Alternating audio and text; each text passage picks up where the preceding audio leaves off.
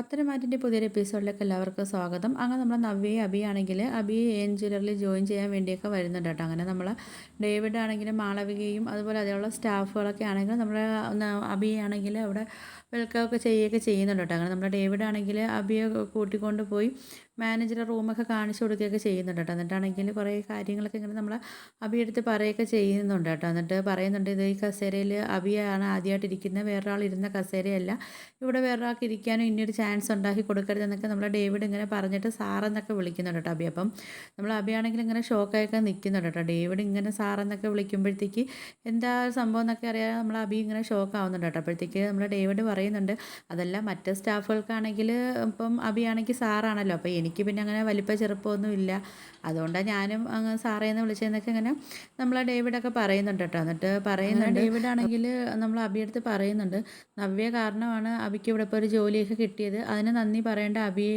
നമ്മൾ നവ്യയെടുത്താണെന്നൊക്കെ പറയുന്നുണ്ട് കേട്ടോ. അപ്പോഴത്തേക്കാണെങ്കിൽ ഇനി വൈഫിനെ നല്ല രീതിയിൽ സ്നേഹിക്കണം എന്നൊക്കെ പറയുന്നുണ്ട്. ആ സമയത്ത് നമ്മൾ അബി പറയുന്നുണ്ട്, എനിക്ക് നവ്യയെടുത്ത് ഭയങ്കര കാര്യമാണ്, നവ്യ അല്ലാതെ ഇപ്പോൾ എൻ്റെ ജീവിതത്തിൽ വേറെ ആരും ഇല്ല എന്നൊക്കെ നമ്മൾ നവ്യ കേൾക്കാൻ വേണ്ടി ഡേവിഡിൻ്റെ അടുത്തൊക്കെ ആണെങ്കിലും നമ്മൾ അബി പറയുകയൊക്കെ ചെയ്യുന്നുണ്ട് കേട്ടോ. പിന്നാണെങ്കിൽ മാളവികയുടെ അടുത്തൊക്കെ അവിടുത്തെ സ്റ്റാഫുകളൊക്കെ, മാളവികയുടെ അടുത്താണെങ്കിൽ അവിടുത്തെ സ്റ്റാഫൊക്കെ പറയുന്നുണ്ട്, മൂർത്തി ജ്വല്ലറിയിൽ ഒരുപാട് തിരിമറിയൊക്കെ നടത്തി അങ്ങനെ അവിടുന്ന് പുറത്തായതാന്നൊക്കെ പറയുന്നുണ്ട്. അപ്പം നമ്മൾ മാളവിക പറയുന്നുണ്ട്, അതിപ്പം നമ്മൾ അറിയേണ്ട കാര്യമില്ലല്ലോ എന്നൊക്കെ മാളവികയും പറഞ്ഞിട്ട് അവിടുന്ന് പോകുന്നുണ്ട് കേട്ടോ. പിന്നെ നമ്മളെ മാളവികയാണെങ്കിൽ ഡേവിഡിൻ്റെ അടുത്തൊക്കെ വന്നിട്ടാണെങ്കിലും ചോദിക്കുന്നുണ്ട് കേട്ടോ അബിയെക്കുറിച്ചൊക്കെ ഡീറ്റെയിൽ ഒക്കെ ചോദിക്കുന്ന സമയത്താണെങ്കിലും നമ്മളെ ഡേവിഡ് പറയുന്നുണ്ട്, എന്തായാലും അനന്തപുരിക്കാരെ എല്ലാ രഹസ്യങ്ങളും അറിയുന്നതാണ്, മൂർത്തി സാറ് ദത്തുപുത്രയുടെ പിന്നെ മോനാണ്, അപ്പോൾ അവിടെ അബിക്കാണെങ്കിൽ അത്ര വേണ്ടത്ര അധികാരവും കാര്യങ്ങളൊന്നും അവിടെ കിട്ടിയിട്ടൊന്നും ഇല്ല എന്നൊക്കെ ഇങ്ങനെ പറയുന്നുണ്ട്. അപ്പോൾ എന്തായാലും നമുക്ക് അബി ആവശ്യമുണ്ട്, അബി മുഖേന നമുക്ക് എല്ലാ കാര്യങ്ങളൊക്കെ അറിയാൻ പറ്റുമെന്നൊക്കെ നമ്മളെ മാളവിക അടുത്തൊക്കെ ആണെങ്കിലും ഡേവിഡൊക്കെ പറയുകയൊക്കെ ചെയ്യുന്നുണ്ട്. അതുകൊണ്ടാണ് സാറാണെങ്കിൽ അബിയെ ഇവിടെ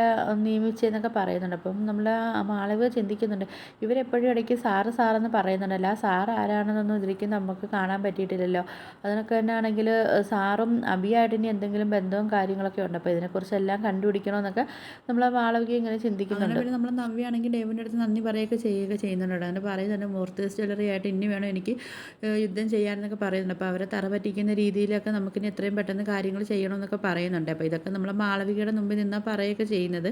അങ്ങനെ പിന്നെ നമ്മൾ മാളവികയാണെങ്കിൽ അവിടെ നിന്ന് പോവുകയൊക്കെ ചെയ്യുന്നുണ്ട്. നേരെ ആദർശിൻ്റെ അടുത്ത് പോയിട്ട് ആദർശിനെ കണ്ടിട്ടാണെങ്കിൽ നമ്മൾ അബി അവിടെ ജോയിൻ ചെയ്ത കാര്യം പറയുന്നുണ്ട്. അതിനുശേഷമാണെങ്കിൽ അബി വഴിയാണെങ്കിൽ അവർ എല്ലാ രഹസ്യങ്ങളും ചോർത്തിയെടുക്കാൻ വേണ്ടിയാണ് അബി അവിടെ നിയമിച്ചതെന്നൊക്കെ പറയുന്നത്. അങ്ങനെ നമ്മൾ മാളവികയുടെ സംസാരത്തിലൊക്കെ നമ്മൾ ആദർശമാണെങ്കിൽ ചില സംശയങ്ങളും കാര്യങ്ങളൊക്കെ വരുന്നുണ്ട്. എന്നിട്ടാണെങ്കിലും മാളവിക പറയുന്നുണ്ട്, എന്തായാലും നമ്മൾ ശ്രദ്ധിക്കേണ്ട ഒരു കാര്യം എന്ന് പറഞ്ഞാൽ അബിയെ എന്തിനാ അവർ ഇത്രയും പൈസയും കാര്യങ്ങളൊക്കെ കൊടുത്തിട്ടാണെങ്കിൽ അബി അവിടെ ജോയിൻ ചെയ്യിപ്പിക്കാനുള്ള ഒരു യോഗ്യതയും അബിക്കില്ല.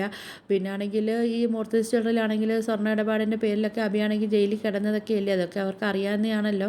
അപ്പോൾ ഇനി അബിയും ഇവരുമായിട്ട് എന്തെങ്കിലും ബന്ധങ്ങളും കാര്യങ്ങളൊക്കെ ഉണ്ടോ എന്നൊക്കെ നമുക്കിനി കണ്ടുപിടിക്കണമെന്നൊക്കെ മാളവിക പറയുന്നുണ്ട്. എന്താണെങ്കിൽ ആദർശം പറയുന്നുണ്ട്, അതിന് എനിക്കൊരു ഡൗട്ടും കാര്യങ്ങളൊക്കെ ഉണ്ട്, എന്തായാലും അബിക്കാണെങ്കിൽ ഇത്രയും ശമ്പളമൊക്കെ കൊടുത്ത് അവരവിടെ നിയമിക്കേണ്ട ഒരു കാര്യങ്ങളും ഇല്ല. പിന്നെ അതുപോലെ തന്നെ നവ്യയാണെങ്കിലും മോഡലിംഗ് ഒക്കെ ചെയ്തിട്ടുണ്ടെങ്കിലും അത്ര വലിയ മോഡലിങ്ങിന് കഴിവ് കാണിച്ച ആളൊന്നും അല്ല. അപ്പോൾ പിന്നെ നവ്യയ്ക്കാണെങ്കിലും ഒരു മോഡലിന് കൊടുക്കുന്നതിനും കാട്ടിയൊക്കെ സാലറി കൊടുത്ത് അവരവിടെ എടുക്കണമെങ്കിൽ എന്തെങ്കിലും കാര്യം അതിനകത്തുണ്ടെന്നൊക്കെ പറയുന്നുണ്ട്. ഇവരിപ്പോൾ ഇങ്ങനെ ചെയ്യുന്നതിൽ എന്തെങ്കിലും ദുരൂഹതകൾ ഉണ്ടായിരിക്കും, അതാണ് അവരിപ്പം അബിയാണെങ്കിലും നവ്യയാണെങ്കിലും ഇത് കണക്ക് അവർ ഇത്രയും പൈസ കൊടുത്ത് അവിടെ എടുക്കണമെങ്കിൽ എന്തെങ്കിലും കാര്യം കാണുമെന്നൊക്കെ നമ്മൾ ആദർശമൊക്കെ പറയുന്നുണ്ട്. പിന്നെ കാണിക്കുന്നത് അവന്തികയാണ് കാണിക്കുന്നത്. അപ്പോൾ അവന്തികയാണെങ്കിൽ അവിടെ ഇരുന്നിട്ടാണെങ്കിൽ ഇങ്ങനെ CCTVയിലൊക്കെ ആണെങ്കിലും നമ്മൾ അബി എന്താ ചെയ്യുന്നതെന്നൊക്കെയുള്ള കാര്യങ്ങളൊക്കെ നോക്കുന്നുണ്ട്. കാര്യം വെച്ചാൽ നമ്മൾ അവന്തികയ്ക്കാണെങ്കിൽ അബിയെടുത്ത് പോയ ഒരു കൺഗ്രാറ്റ്സ് ഒന്നും പറയാൻ പറ്റത്തില്ലല്ലോ. അപ്പോൾ ആ ഒരു ഇതിൽ അവരുടെ അടുത്ത് ദേഷ്യമൊക്കെ കാണിച്ചാൽ ഇപ്പം അവന്തിക നിൽക്കുന്നത് ആ ഒരു കാരണം കൊണ്ടാണെങ്കിൽ നമ്മൾ അവന്തികയാണെങ്കിൽ അബി ചെയ്യുന്ന കാര്യങ്ങളെല്ലാം CCTVയിൽ ഇങ്ങനെ നോക്കിക്കൊണ്ടൊക്കെ ഇരിക്കുന്ന സമയത്താണെങ്കിൽ നമ്മൾ അബിയാണെങ്കിൽ